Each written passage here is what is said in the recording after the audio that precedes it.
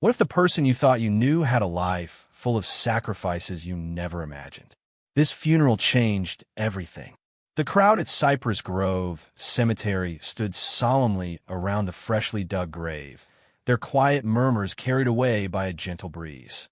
A mix of family, friends, and acquaintances had gathered to pay their respects to Robert Henley, a man revered for his charitable work and warm presence in the community.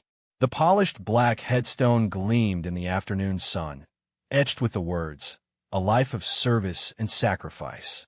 Among the mourners, an elderly black woman stood out, though not by intention. Her deep green dress flowed modestly around her, and her silver hair was tucked neatly beneath a simple hat. She clutched a single red rose, her hand steady, but her eyes betrayed a weight of emotion far heavier than those around her. While others exchanged pleasantries, few acknowledged her. She remained silent, standing at the edge of the crowd, her presence both commanding and understated. It wasn't until the pastor concluded his final prayer that she stepped forward, slowly making her way to the front. The crunch of gravel beneath her heels was the only sound as the mourners parted to let her through. When she reached the grave, she paused, looking down at the polished casket. Then, with great care, she placed the rose on top and turned to face the crowd. "My name is Hutty DeLay," she began, her voice steady and clear. "I doubt many of you know me, but I knew Robert better than anyone here." A ripple of surprise swept through the crowd. Faces turned to one another, brows furrowed, mouths whispered in curiosity. Who was this woman? How could she claim such a deep connection to the man they all thought they knew so well? Hutty's gaze swept over the sea of faces, her expression calm, yet resolute. "Before today ends, you'll understand why I'm here," she said, "and you'll understand the Robert Henley most of you never knew." Her words hung in the air, thick with an unspoken promise. But what Hutty was about to share would leave everyone questioning everything they thought they knew about the man they'd come to honor. The murmurs had subsided, leaving only the rustle of leaves as Hutty drew in a deep breath. Her voice carried a calm authority, compelling everyone to listen. "I met Robert 50 years ago," she began, her gaze distant, as if the memories were playing before her. "It wasn't here in this town. It was in Montgomery, Alabama, during a time when people like me weren't welcome in places like this." The crowd leaned in slightly, curiosity flickering in their eyes. Hutty continued, her voice tinged with both pride and pain. "Robert was just a young man then, full of fire and ambition. He worked as a teacher, but his heart was in the civil rights movement. That's where we crossed paths, on the steps of a church where we were organizing sit-ins. He wasn't afraid to stand beside me, even when it meant losing his job or facing threats." Gasps rippled through the group. The Robert they had known was generous and kind, but none had ever heard of his involvement in such struggles. Hutty let the weight of her words settle before pressing on. "We weren't just comrades in the fight for justice," she said, her voice softening. "We were friends, no, more than friends. We became each other's family when the world seemed determined to tear us apart. He was there for me when I lost my sister to the violence of those times, and I was there for him when he had to rebuild his life after being ostracized by his own." Hutty's hand trembled slightly as she adjusted her hat, her gaze fixed on the casket. "We shared meals, stories, tears. He called me his sister in every way that mattered, even when it wasn't safe for him to say it out loud." The crowd shifted uncomfortably, the gravity of her words sinking in. It was hard to reconcile this image of Robert with the man they knew, a polished philanthropist who had quietly helped many but never spoke of his own battles. "But," she said, her voice growing firmer, "what I'm telling you isn't just about the past. It's about the man he became because of those struggles." She paused, scanning the crowd, letting the silence stretch just long. Enough.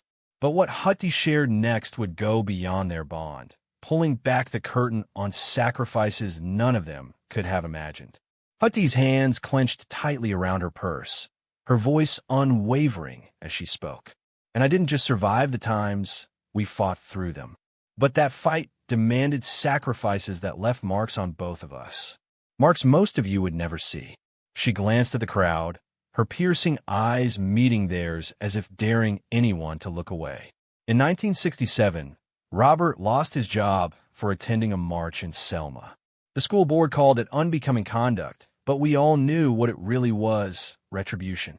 He didn't tell anyone here about it, because he didn't want pity. He packed up what little he had and moved to a small one-bedroom house on the south side of Montgomery. That's where he lived, scraping by on tutoring gigs, never once abandoning the fight.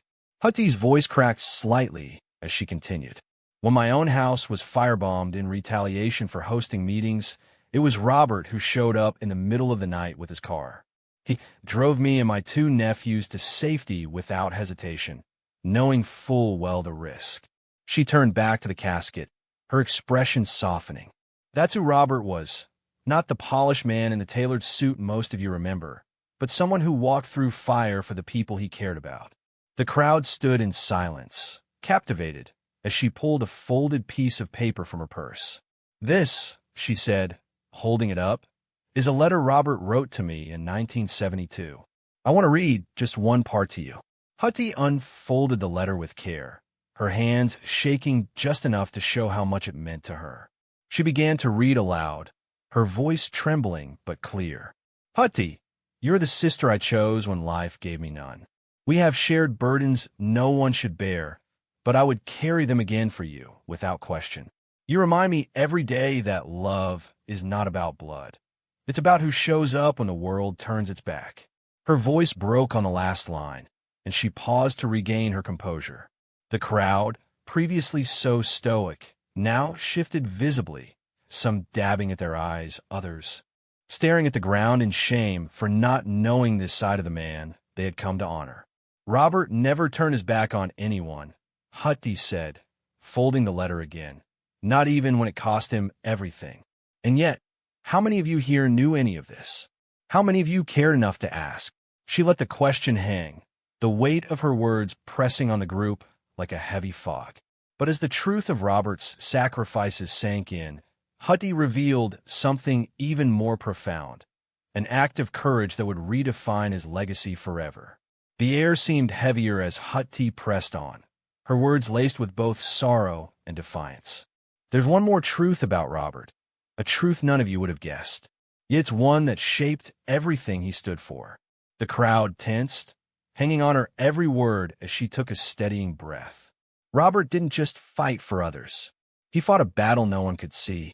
For years, he hid the fact that he was supporting a child, a son he couldn't openly claim because of who the mother was. A collective gasp rippled through the group. Hutti's eyes swept the stunned faces, but she pressed forward without hesitation. His son, Samuel, was born to a woman Robert couldn't marry because of the time and place they lived in. The boy was black, like me, and Robert was forced to keep it quiet for fear of what it would do to his career and reputation in certain circles. The whispers grew louder now, people exchanging glances of disbelief. But Hutti wasn't finished. "I was there when Samuel was born," she said softly, "and Robert made sure that boy never went without. He paid for his schooling, wrote letters every week, and visited whenever he could, under the cover of darkness. He made sure Samuel had everything he never had growing up, a father's love, even if it had to be a quiet love." Tears welled in her eyes, but her voice stayed strong. "And Samuel, the man you didn't know existed, is here today." At that, a tall man stepped forward from the back of the crowd.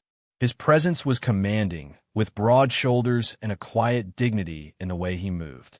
The resemblance to Robert was unmistakable.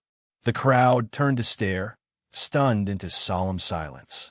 Samuel walked up to Hutti and gently placed a hand on her shoulder. "Thank you," he said quietly, his voice thick with emotion, "for everything." Hutti smiled at him through her tears. "It was always my honor." She turned back to the group, addressing them once more. "Robert loved all of you in his way, but his truest love was in the people he fought for, those of us who didn't have the luxury of being seen in polite society. That's why I'm here today, to make sure you know the real man behind all the accolades." The silence that followed wasn't just shock. It was reflection, a reckoning with the truth that had been hidden in plain sight. But before the mourners could fully process what they'd learned, Huddy had one final story to share, a moment of bravery that would define Robert's legacy forever. The crowd stood frozen, the weight of Huddy's words settling over them like a blanket too heavy to shake off. The murmurs that filled the air earlier were gone, replaced by a deafening silence. All eyes were on Samuel, who stood tall and resolute beside Huddy, his presence a living testament to the secrets Robert had carried. An older man near the front of the group cleared his throat, his voice breaking the stillness. I never knew, he stammered. Robert never said a word about any of this. Huddy's gaze softened as she looked at him. He wasn't the kind of man to seek praise for doing what was right, she said. But make no mistake, he carried the weight of these sacrifices every single day. A middle-aged woman, her face streaked with tears, stepped forward hesitantly. I remember him helping my family when my father lost his job, she said quietly. I thought I understood his kindness, but now it feels so much deeper. Huddy nodded, her voice steady yet filled with emotion. Robert didn't just give out of convenience. He gave because he understood what it meant to go without, and he never wanted anyone to feel that same pain. The group began to stir, fragments of their own memories of Robert bubbling to the surface. Each story shared painted a picture of a man whose generosity and strength were rooted in a life few of them had truly understood. But it wasn't just the memories that hung in the air, it was the guilt. Many began to realize they had only known the polished version of Robert, the man who wore his success like a shield to protect the truth of his struggles. A young man near the back finally spoke up, his voice trembling with emotion. It's not fair, he said, his hands clenching into fists.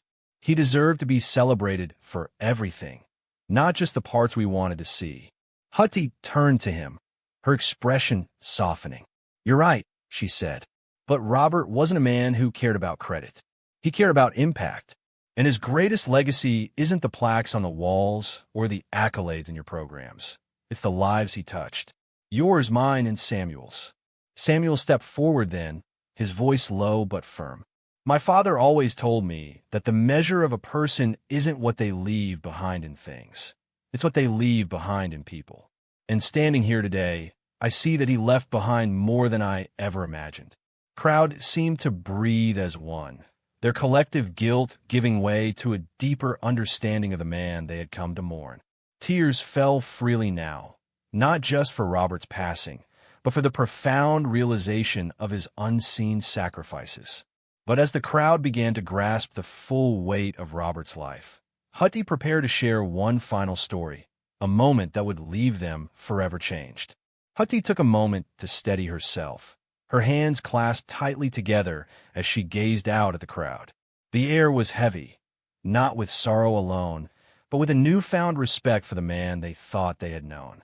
Yet there was one more story she needed to share, a final act of Robert's life that would define his legacy.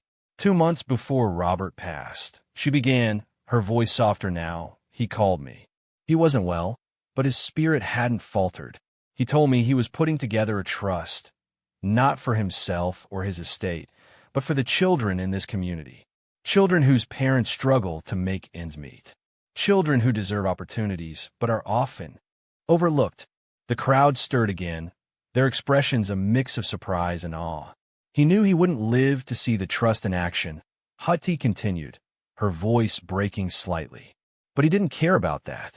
What mattered to him was planting the seed, making sure it would grow long after he was gone. Samuel stepped forward, his deep voice adding to his mother's words. That trust is real, he said firmly. It's already been established, and it's going to provide scholarships, after-school programs, and mentorship for kids in need. My father wanted his life to mean something, not just to the people he knew, but to the generations that would come after him. Huddy looked around, her gaze meeting each mourner's eyes. That was Robert's greatest gift, she said. He didn't need recognition or applause. He just needed to know he had done his part to make the world a little better. A long silence followed, the weight of her words settling into the hearts of everyone present. Some nodded quietly, others wiped away tears, and a few simply stood still. Lost in thought, Hati placed her hand on the polished headstone, her voice growing softer but no less resolute. So now I leave you with this. How will you be remembered? Not for the things you had or the title you earned, but for the lives you touched and the love you gave. She turned back to the crowd, her expression kind but firm. If Robert taught us anything, it's that true legacy isn't written in stone. It's written in the hearts of the people you lift up. The crowd seemed to exhale collectively, the emotional weight giving way to quiet reflection. Hati gave a final nod to Samuel before stepping back, letting the moment settle. As the mourners began to disperse, many approached Hati and Samuel, offering words of gratitude and promises to honor Robert's legacy. The cemetery, once a place of somber finality, had become a space of renewed purpose. If this story moved you, let it remind you that kindness and sacrifice often go unseen but never go unnoticed. Remember Robert's lesson. Live a life that leaves a lasting impact on others. And don't forget to like, share, and subscribe to help us continue sharing stories like this one.